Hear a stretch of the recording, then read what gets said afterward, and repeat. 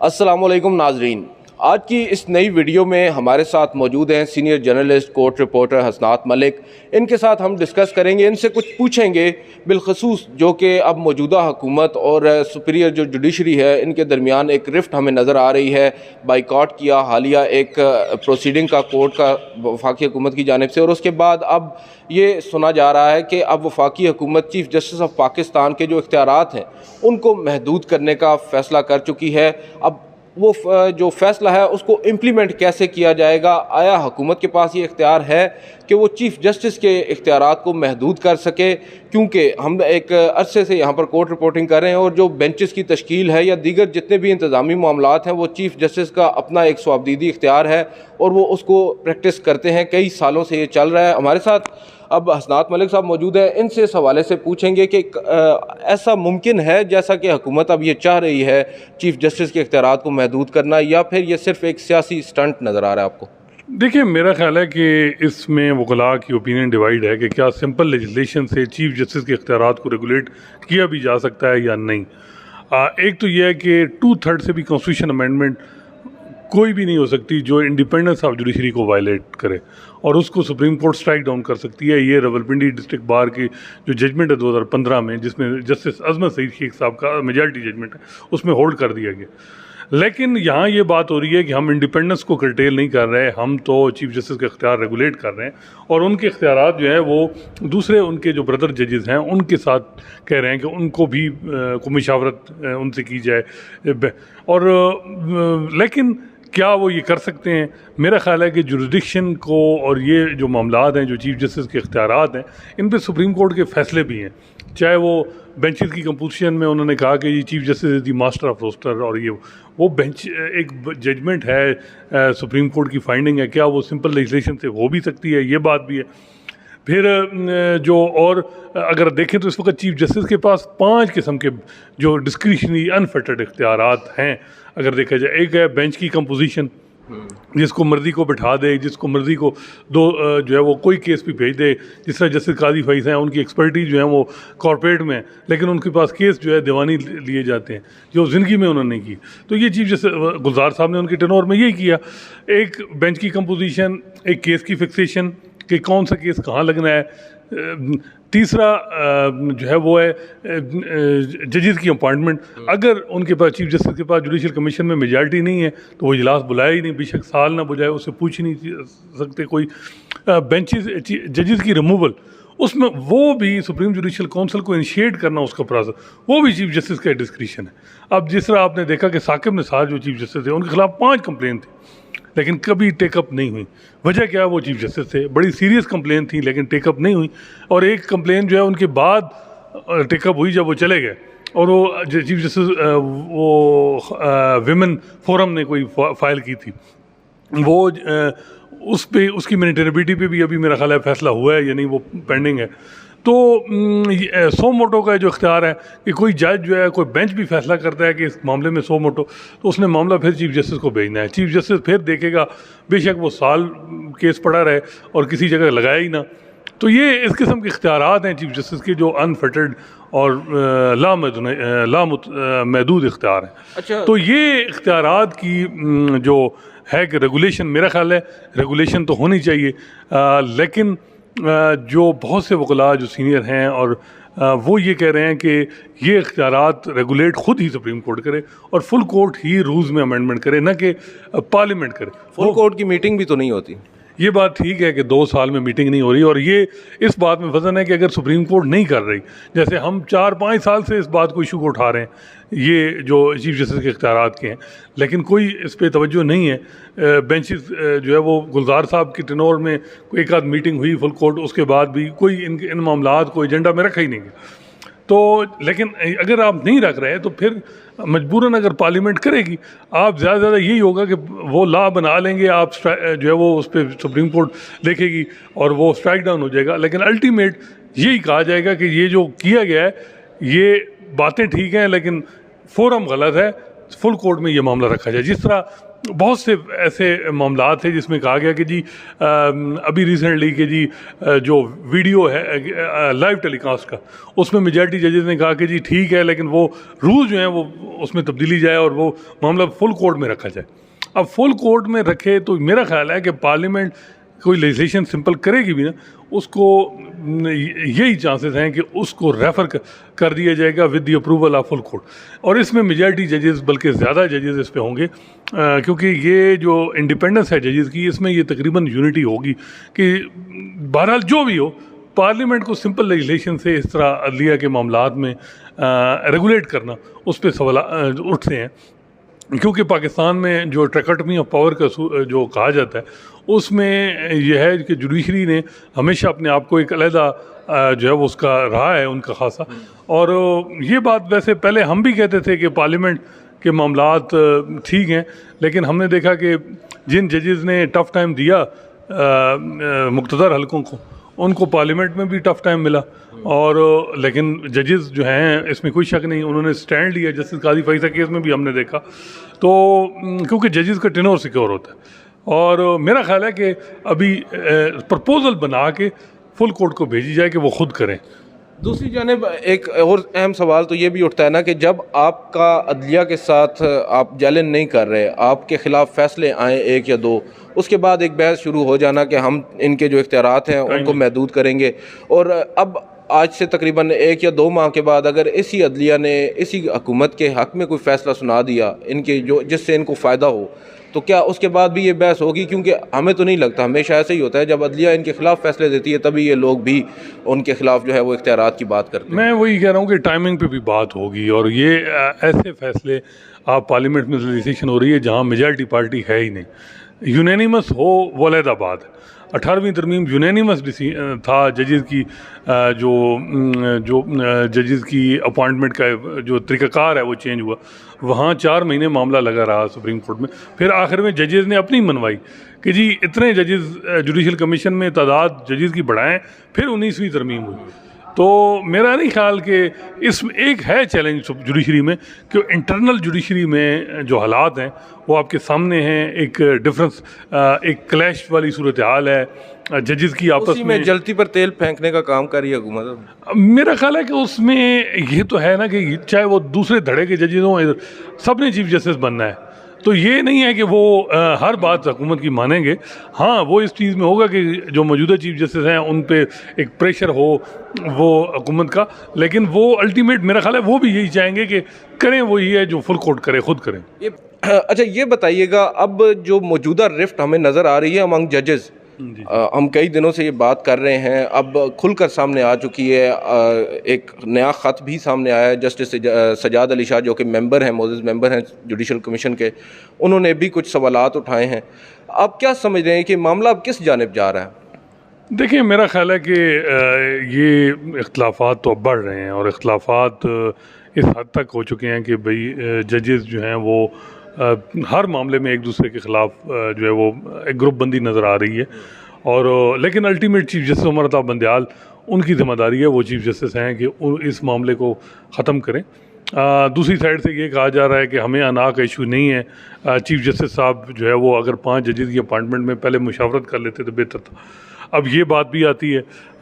तो मसला ये आ रहा है कि देखें, फ्यूचर के चीफ जस्टिस बनना है जस्टिस काजी फैसल ने, आपने 5 जज लगाने हैं, बन जाएंगे। मेरा ख्याल है कि हो ही जाएगा, क्योंकि हालात जिस तरह बन रहे हैं कि मुश्किल टाइम तो गुजरा, लेकिन पाकिस्तान में कुछ भी पॉसिबल है, जो है वो ऐसी बात नहीं है। लेकिन इसमें मेरा ख्याल है कि चाहिए ये कि जो मुशावरत है वो ज़रूरी है जजेस की अपॉइंटमेंट में। इशू ज़्यादा वही आ रहा है ना, इशू तो खैर हर मामले में आ रहा है कि जस्टिस काजी भाई ने कोई सोमोटो लिया तो आपने उस पर फुल कोर्ट लार्जर बेंच बना के उनका केस रिवर्स कर दिया, और जो उनके साथ जज बैठे थे वो भी साथ नहीं बिठाए, आपने लाइक माइंडेड जजेस को बिठाया। जो फैसला दिया है वो भी काफ़ी, फिर उन्होंने कोई देखें, अगर आप कहते हैं कि जी वो इमरान खान के मुतल्लिका केस ना सुने, तो बहुत सी पार्टियां कहती हैं कि बहुत सारे जजेस नून लीग के केस ना सुने, तो फिर इन चीज़ों से तो नहीं होता ना। तो मेरा ख्याल है कि बहुत सारे मामलात हैं चीफ जस्टिस पे जिम्मेदारी है कि वो ही चीज़ों करें। लेगेसी उन्हीं की बननी है कि उनके टेनोर में क्या कुछ होता रहा है। ये नहीं देखा जाएगा कि जी किस जज ने क्या किया, क्या मामला किया। अब बाकी जस्टिस सरदार तारिक जो बहुत ही जिनके बारे में था कि वो तो चीफ जस्टिस के साथ ही चलेंगे, अमूमन ये होता है, उनकी तरफ से जिस तरीके से सवालात उठाए जाना, ये भी एक लम्हा फिक्री है कि क्या वजह है कि जस्टिस सरदार तारिक भी कंपेल हो के उन्होंने इस तरह अलम उठाया है। ये चीज़ें सोचने की ज़रूरत है, बजाय इसके कि रिएक्शन दिया जाए।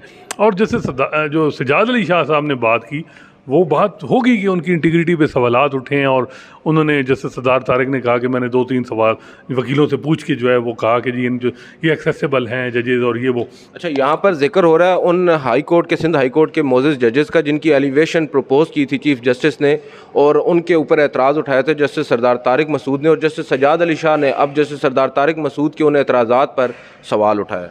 उन्होंने कहा जी कि उनको डिमोरलाइज हो गया, उनकी कॉन्फिडेंस बहाल करें, being head of institution chief justice कुछ करें।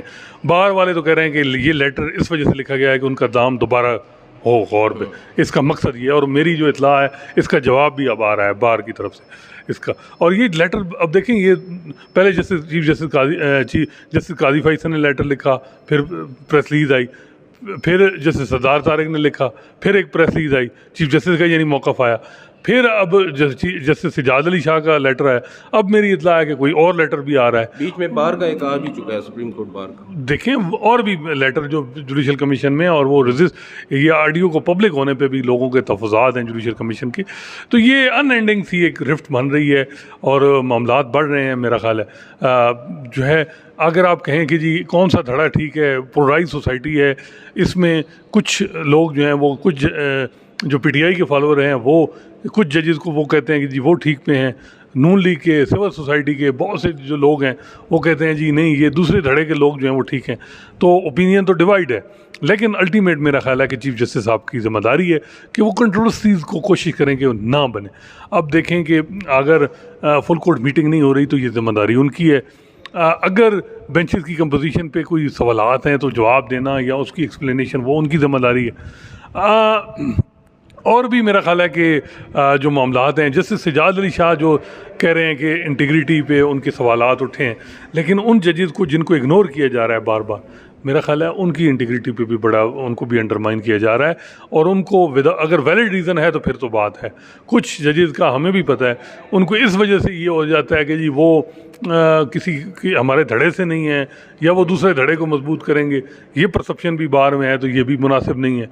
अब सबको पता है कि इस्लामाबाद हाई कोर्ट की chief justice Minallah, even judicial commission में बात हुई कि उनको क्यों इग्नोर किया जा रहा है। फिर जस्टिस अकील अब्बासी पे जस्टिस सरमद जलाल ने पूछा कि मैं हैरान हूँ, वो एक इंटीग्रिटी वाला जज, उसको क्यों इग्नोर किया जा रहा है, क्या वजह है जस्टिस अकील अब्बासी को इग्नोर करने की। ये वो चीज़ें हैं जिन पे अब बातें होनी है। 5 जजेस का मामला है। बाहर की ख्वाहिश थी कि अगर कोई इस्लामाबाद हाई कोर्ट की चीफ जस्टिस मिनल्ला को कंसिडर करें तो हम कोशिश करते हैं कि कंसेंसस इवाल्व हो, लेकिन वो उनको नहीं कंसिडर हुई है। मुतज़ाद बयानात तो आ रहे हैं। अब देखें अटॉर्नी जनरल का भी बयान आ चुका है, उसके बाद अब जैसे सजाद अली शाह भी ये बात कर रहे हैं कि जो मामला मौखर करने की बात की थी वो सबसे पहले अटॉर्नी जनरल ने की थी, और उन्होंने जब एक मोअज़्ज़िज़ मेंबर ने ये कहा कि इन तमाम नामों को रिजेक्ट करें तो अटॉर्नी जनरल ने हाथ खड़ा किया और कहा कि रिजेक्ट ना करें, आप मामले को मौखर करें। नहीं, अब देखें वो ऑडियो पूरी है, कहाँ नजर एक जगह जब जस्टिस काजी फैसल ने कहा कि इसका मतलब है कि हमने पूरा टाइम वेस्ट किया, तो उन्होंने कहा नो कोई वेस्ट नहीं किया, टाइम वेस्ट नहीं किया। ये बात उनकी हुई थी कि हमने बड़ा अच्छी डिस्कशन हुई। अब इसका वो कह रहे हैं कि वो तो हमारे सामने नहीं थे कि उन्होंने क्या, लेकिन एक बात जो कह रहे हैं अटॉर्नी जनरल, उन्होंने अपने बयान में भी जो प्रेस रिलीज जारी की उसमें है कि जी मैं जस्टिस सरदार तारिक के मौक़िफ़ की तायद कर रहा हूँ। अब सरदार तारिक साहब क्या मौक़िफ़ क्या था, वो तो उन्होंने तो धजियाँ उनकी उड़ाई जो नामिनी थे, और उनका क्या किया जी ये है, ये होमवर्क करके पूरी तैयारी करके आए थे। तो ये मेरा ख्याल है कि बेहतर ये है कि होमवर्क हो, डायलॉग शुरू हो जजेस के दरमियान, और बेस्ट जजेस आएँ और ये चीज़ें सामने हों, कोशिश तो नज़र आए ना। आपकी क्या खबर है कि इस वक्त जो मौजूदा हालात पैदा हो चुके हैं, हम अगर यहाँ पर डिस्कस कर रहे हैं और गवर्नमेंट भी डिस्कस कर रही है तमाम मकतबा फ़िक्र में, क्या चीफ जस्टिस ऑफ पाकिस्तान इसके हवाले से कुछ सोच रहे हैं, कुछ करने जा रहे हैं? देखें, एक तो जो बात है ना, वो आप कह रहे थे कि रेफरेंस, मेरा ख्याल है कि ना रेफरेंस बनता है ना बन रहा है, हुकूमत को देखना चाहिए अंजाम। मुशर्रफ ने रेफरेंस फाइल किया इफ्तिखार चौधरी का, तो क्या बना? PTI ने जस्टिस कादी फैसल का रेफरेंस फाइल हुआ, क्या हुआ? हुकूमतें रेफरेंस अगर जजेस के खिलाफ करेंगी तो फिर उन अपना अंजाम भी देख लें। और दूसरी बात यह है कि कोई ऐसा इशू भी नहीं है जिस पर रेफरेंस बने, इन चीज़ों पे रेफरेंस बने। ये ऐसी डिफरेंस ऑफ ओपिनियन हैं, सवालात उठ रहे हैं, लेकिन ये मेरी समझ में इस तरह ये कोई तरीका ठीक नहीं है। दूसरी जो आप बात है कि चीफ जस्टिस क्या सोच रहे हैं, देखें मैं ये नहीं कह सकता कि वो क्या सोच रहे हैं। कुछ लोगों का ये था कि वो फिर में भी 14 अगस्त से पहले एक अटैम्प्ट हो, लेकिन अब जो कुछ हो सका वो नहीं हो। उम्मीद तो यही है कि वो आज लेटर में भी उन्होंने लिखा कि मैं मे बी नेक्स्ट मीटिंग ना अटेंड करूं तो आप मेरा प्लेस करेंगे वो। लेकिन चीफ जस्टिस साहब का ये मैंने देखा है कि वो अपने मौक़िफ़ से बड़ा कम लचक दिखाते हैं अलीम तबा, खामोश तबा, बड़ी बात भी बड़ी तहम्मुल से करते हैं, लेकिन कॉल फेल में तो नहीं। देखिए मैं वो, लेकिन वो जो है मेरा नहीं ख्याल कि वो अपने जो नॉमिनीज़ को वो जो है वो इतना आउटराइटली करें। एक नाम का तो वो उन्होंने खुद ही कहा था कि मैं परफोटो साहब का करता हूँ, तो अब एक नाम वो किसको डालेंगे? जस्टिस अकील अब्बासी को करेंगे या जस्टिस अतर मिनल्ला को करेंगे?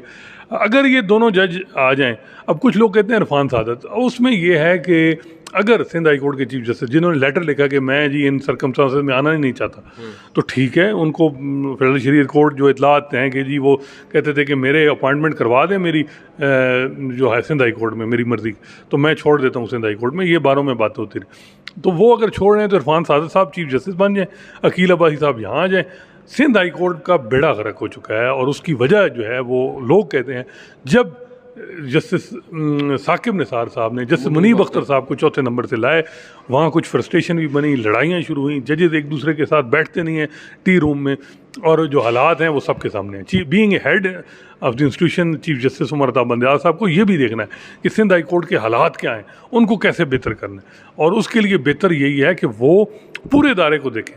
अगर वो कहते हैं कि जी मैं बेस्ट माइंड लाने हैं, एक तो मेरा ये है कि बेस्ट माइंड जो है ना, हमने की अपनी डेफिनेशन भी हर एक की अपनी अपनी डेफिनेशन होती है। हमारे मुल्क में हमें ऐसे जजेस चाहिए जो मुक़्तदर हलकों के कोई है ना इंटरेस्ट, उनके सामने खड़े हो सके, और उनकी परसेप्शन ये ना हो कि वो जो मुक़्तदर हलके चाह रहे हों, और वो मेरा ख्याल। In the first place high courts में भी अब आजकल तो ऐसे जजेस का आना ही जो है वो बड़ा मुश्किल हो चुका है। चलें, एनीहो बहुत बहुत शुक्रिया असनात मलिक साहब ने हमें टाइम दिया, और काफ़ी डिटेल्ड डिस्कशन हुई है। और अब इनका भी यही कहना है कि अब जिम्मेदारी तमाम तर जो है वो चीफ़ जस्टिस ऑफ पाकिस्तान जो कि हेड हैं सुपीरियर जुडिशरी के, उनके ऊपर आती है, और उनको अब तमाम जो दीगर मोअज़्ज़ज़ जजेस साहिबान हैं उनको साथ लेकर चलना होगा, तभी मामला ठीक होंगे। फुल कोर्ट मीटिंग अब एक नागुज़ीर हो चुकी है मौजूदा हालात के अंदर, जहाँ पर तमाम जो जजेस हैं वो सर जोड़कर बैठें और अपना एक कथारसिस करें, और उसके बाद जो फ़ैसले हैं वो किए जा सकें, ताकि जो जुडिशरी है, जो अदलिया है, उसकी साख को बहाल किया जा सके। आज की इस वीडियो में इतना ही। आपसे अगली वीडियो में मुलाकात होगी। इजाज़त दीजिए। अल्लाह हाफ़िज़।